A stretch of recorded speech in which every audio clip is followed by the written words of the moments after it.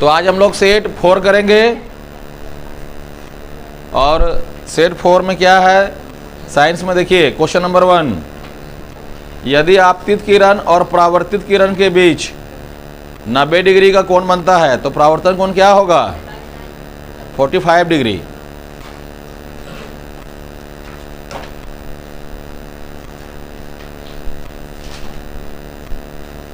दूसरा, ध्रुव और वक्रता केंद्र को मिलाने वाली रेखा को क्या कहते हैं, मोइकेज। यहाँ पर आप देखिए पहला में समझ सकते हैं आपतित किरण और परावर्तित किरण के बीच का बोल रहा है।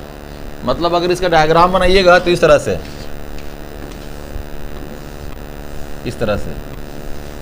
तो बीच का कोण 90 बनेगा ना, तो यहाँ पर पूरा बनना चाहिए कितना, 180 बनेगा ना।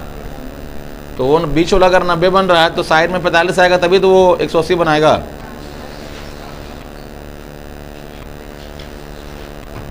ध्रुव और वक्रता केंद्र को मिलाने वाली रेखा को क्या कहते हैं, मुख्य अक्ष। Question number 2 option C. 3 में आ जाइए, यदि f का मान 16 है तो r का मान क्या होगा, क्या होता है formula, f equal to r/2, मतलब r इक्वल टू हो गया 2 इंटू एफ, तो 16 गुना 2 32। Option A. चौथा में आइए, किसी अवतल दर्पण में वस्तु को कहाँ रखा गया है जिससे उसका प्रतिबिंब सीधा और आवर्धित बनेगा, कहाँ बनेगा, ध्रुव और फोकस के बीच, ध्रुव और फोकस के बीच। Option D. 5वां में आइए, उत्तल दर्पण का प्रयोग निम्नलिखित में किस वस्तु में किया जाता है, गाड़ी के साइड मिरर में, और हेडलाइट में किसका किया जाता है, अवतल दर्पण का। ठीक है, 5वां का ए। 6वां में आइए, जल में सिक्का डालने पर वह अपनी वास्तविक स्थिति से ऊपर उठाई दिखाई देता है, यह प्रकाश के किस घटना के कारण होता है, अपवर्तन के कारण। Option B. 7वां आइए, लेंस के किसी बिंदु पर प्रकाश की किरणें अपने मुख्य वक्र से विचलित नहीं होती है, प्रकाशीय केंद्र। ऑप्शन बी याद रखना है। 8वां में आइए, उत्तल लेंस को भी सारी लेंस कहते हैं क्योंकि यह किरणों को एक ही जगह एकत्रित करता है, ए हो गया। और अपसारी कब कहेंगे, जब किरणें जो है सो बिखरेगी, निकल के फैलेगा।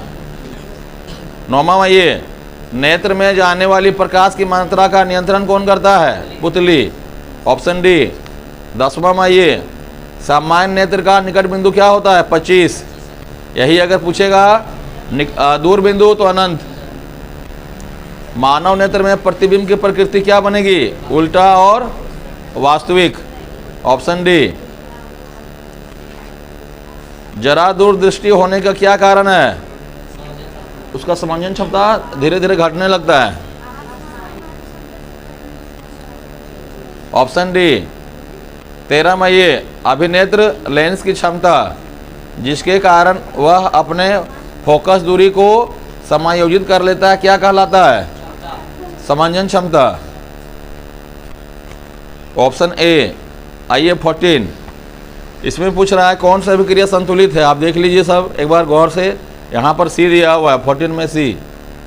15 में देखिए, दिए गए समीकरण में किस पदार्थ का उपचयन और अपचयन हो रहा है, तो ऑप्शन सी है H2 और CuO। 16 में ये, रासायनिक अभिक्रिया में भाग लेने वाले पदार्थ क्या कहलाते हैं, अभिकारक। और अभिक्रिया में भाग लेने के बाद जो बनेंगे पदार्थ उसको उत्पाद। अगर वैसा क्वेश्चन आता है तो आप उत्पाद मारिएगा, तो 16 का ऑप्शन ए। 17 में ये, किसी रासायनिक अभिक्रिया में उत्पाद का कुल द्रव्यमान अभिकारक के द्रव्यमान के होता है, खाली जगह क्या होगा, बराबर होगा ना, द्रव्यमान संरक्षण का सिद्धांत से। 18 में दिया हुआ है किस प्रकार का अभिक्रिया है, तो ऊष्माक्षेपी। जिसमें ऊष्मा निकलेगा उसमें ऊर्जा निकलेगा, वो ऊष्माक्षेपी। जिसमें शोषण होगा वो ऊष्माशोषी। आइए अब 19 नंबर में दिया हुआ A+ अम्ल बना रहा है लवण और कार्बन डाइऑक्साइड प्लस जल, तो समीकरण में A क्या है, कार्बोनेट। 20 नंबर आइए, निम्नलिखित में से किस पदार्थ में नीला पत्र डालने पर वह लाल नहीं होगा? Sodium hydroxide, option A. 21 में ये दिए गए किस लवण में क्रिस्टलीकरण का जल मौजूद है? ऑप्शन सी में चलाइए। 22 जल की अस्थायी कठोरता दूर करने के लिए किस लवण का प्रयोग किया जाता है? Sodium carbonate, option B.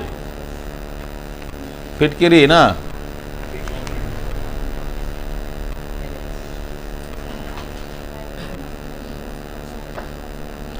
फिटकिरी को तो साफ किया जाता है पानी में डाल करके।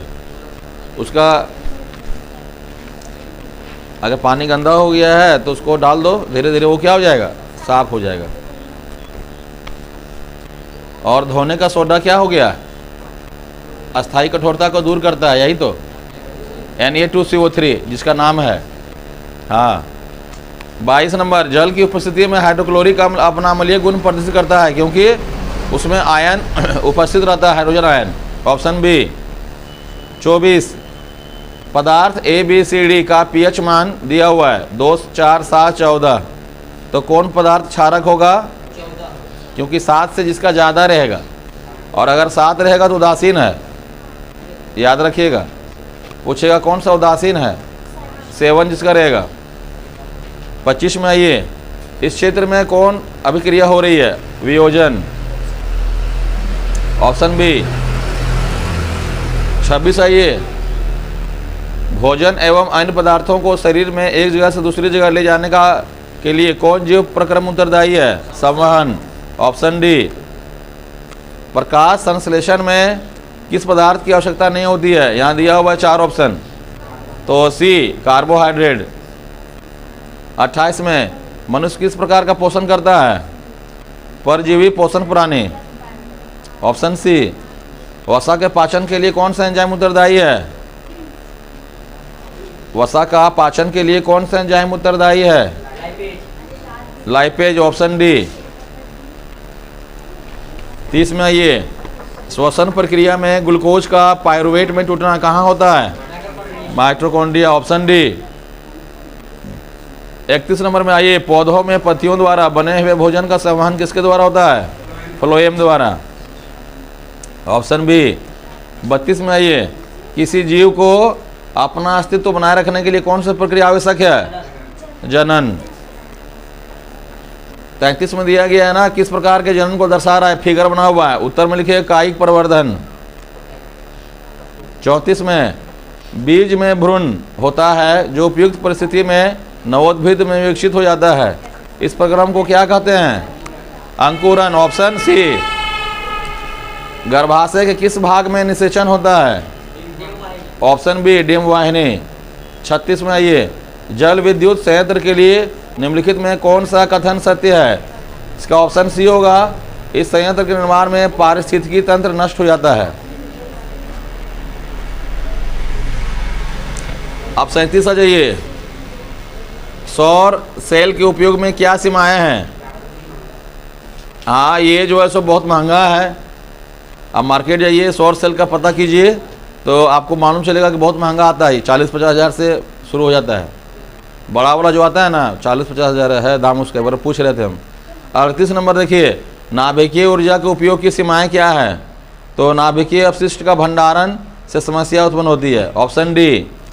इसका भंडारण हम लोग नहीं कर सकते हैं, बहुत खतरनाक। 39 निम्नलिखित में कौन ऊर्जा स्रोत का उपयोग करना पर्यावरण के लिए सबसे अच्छा है? हाँ, लकड़ी तो है नहीं, कोयला है नहीं, LPG है नहीं, चौथा जो बच गया CNG, ऑप्शन सी। निम्नलिखित में से किस विद्युत संयंत्र में जीवाश्म ईंधन का प्रयोग होता है? ऑप्शन ए, तापीय विद्युत संयंत्र। तो ये सेट 4 जो है सो ख़त्म है। आप इस वीडियो को बार बार सुनिए तो आपको याद हो जाएगा।